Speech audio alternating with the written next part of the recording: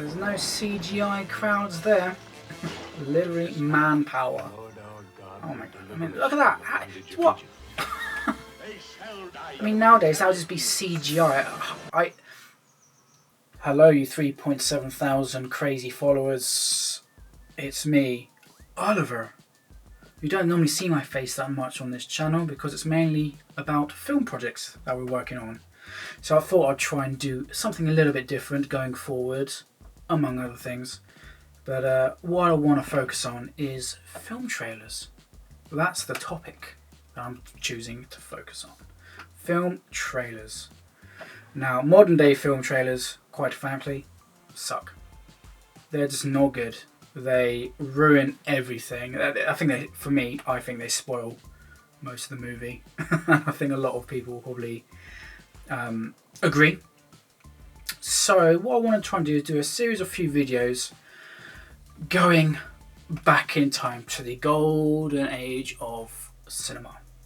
So we are going back to 1950s, and what I think would be quite good is to do a bit of a case study with you all and go through each decade and showing kind of film trailers and how they've evolved, and see if we can find where the peak of trailers in terms of editing and creativity, kind of maxed out before it started going down into a generic slurry that we're now in.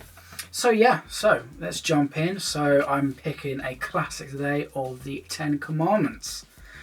So 1956, long ass time ago. And so I've got... I did a bit of digging and I managed to find the original 1956. So the quality is a little bit bad, but whatever. I'm going to do a side-by-side comparison for the anniversary 4K release. So we kind of get to see how trailers were edited back in the day, and against the new trailer. Now, I haven't seen these trailers. I've just literally kind of just gone through, downloaded, archived them per decade, and we'll just go through them together and kind of just have a talk about it and kind of see what is happening. So let's jump right in. Ten Commandments.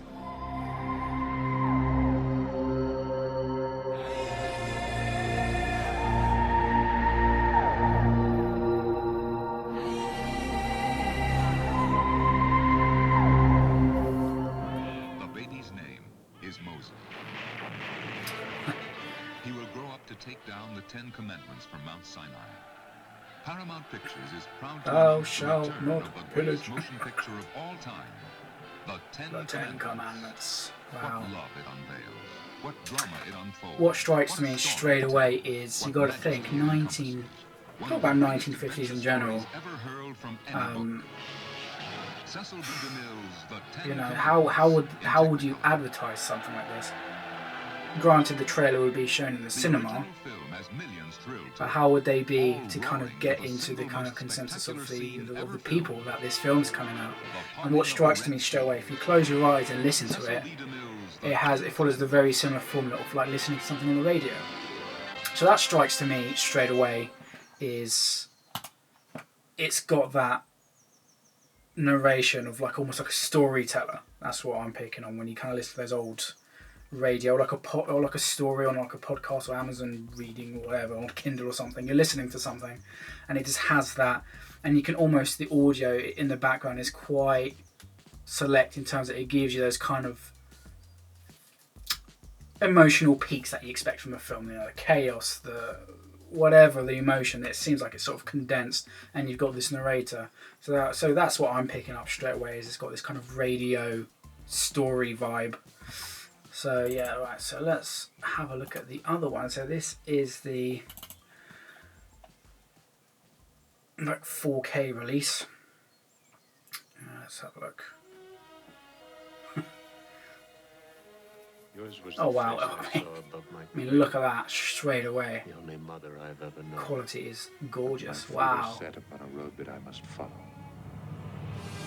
From director Cecil B. DeMille. I will teach thee. Oh my god, that's amazing. That looks absolutely stunning. Look at the colours. You know what? Film, 100%. 35mm film. And, you just can't beat that film motion. Of the unforgettable definitive Bible story, I know not his God, neither will I let his people go. Well, there's no CGI crowds there. Literally manpower. Oh my god. I mean, look at that. What? I mean, nowadays that would just be CGI. I mean, you know, it is one of the classics. You know, even if you're too young and you're born in like the 2000s or whatever, it is a marvel in terms of filmmaking and craft, and it is still an amazing piece of cinema. I haven't seen it for years, since I was a kid, to be honest, but wow, it's amazing. Especially the remastered for sure. But yeah, it just, oh god, everything nowadays is just so CGI. CGI city, CGI environment, CGI people. And for me, when I watch it, I mean, it is impressive in a way, but it was just so numb to it. And I watch it and I was saying, well, it's just people in a computer. It just doesn't have that kind of weight to it. Where this, I mean, I'm seeing thousands of people. I feel that he's, you know, taking these people from one place to the next. You see the people, you see the animals or whatever, the horses, donkeys, and the people and the kids. All, I mean, it's impressive. Yeah, you know, that is impressive. When it leaves you speechless, to think, wow, the logistics of something like that is crazy. So yeah, wow. I mean, I think this is going to be quite a fun little kind of series to go through, just kind of checking old trailers and kind of, because again, I'm a filmmaker myself and I do love a good trailer, and granted you do get some nice trailers that crop up, you know, throughout the year, which makes you kind of go, wow, that is done really, really well. However, you know, we will get to that, some good modern day trailers, but I think it's just good to kind of go back to the beginning, to the kind of almost the golden age. So yeah, I mean, if I've missed anything from the sort of 1950s, I know there's more, but if you want to kind of throw some ideas my way from films from the 1950s to check out in terms of trailers, again, you know, the usual BS comments at the bottom, blah blah blah. I won't bore you with that crap. So yeah, yeah, that's really, really cool. I really enjoyed that. So actually, you know what, I do have some interesting facts for you guys about the Ten Commandments. I won't bore you to death. I just picked a handful of interesting facts. The script contained 308 pages with 70 speaking parts, totaling a runtime of 3 hours and 40 minutes. You seem to forget that movies used to be really long in the old days. You know, people complain about Endgame or Infinity War or The Lord of the Rings being, you know, long. But years ago, films used to be hench in terms of runtime. Because you have to remember, no one had TVs. No, at some point, you know, there were times when people had no TVs. So going to the cinema was like an event. It's like going to the theatre. You're seeing something, and the term, especially blockbuster, that comes from a term when the queues were so massive at cinemas that they went around the block. They busted the block because people were queuing up to see films in the old days. So yeah, so 3 hours 40 minutes. I mean, that's a long ass film, but Lord of the Rings is my favourite set of movies, so my ass has calluses that can sit through something of that length. So yeah, in the film there's a scene where there are slaves working in brick pits under a sweltering sun, and it was filmed in an ice-cold soundstage, so the mud did not dry out under the studio lights. The scantily clad actors were actually freezing during filming and had to be covered in an oil to simulate sweat. Well, that must suck, and I doubt they got paid very well. I've been a film extra before. You only get paid like about 100 quid per day. So, I mean, it's not too bad, but back then it probably was. Here's a bag of crisps. Fuck off. But yeah, wow, that must have been grueling. Oh, here we go. At least 14,000 extras, there we go, no CGI there. 14,000 extras and 15,000 animals were used in the movie. That's impressive. I mean, what?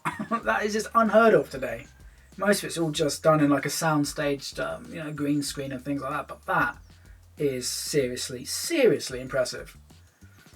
And I just can't even begin to imagine the logistics You have to remember they're on location. With all those people, need to be fed. I wonder if the human rights legislation was good human conditions to work in, because, oh god, that just seems, mind-boggling to think that all those people in that heat, and then you got to deal with the filming and changing the negatives, new film style. What? Yeah, I just think that is just a nightmare shooting a film regularly these days for no budget, let alone something like that. But yes, so that was the first video. Again, I hope you guys enjoyed, and we will be jumping into sort of the 1960s. Again, if you guys think of any more 1950s, we can always jump back, but I know as we kind of go through the 60s, 70s, 80s, we're going to meet some god tier films, and I can't wait to see those trailers and kind of talk about it. So until next time, all the best, and I'm going now, bye.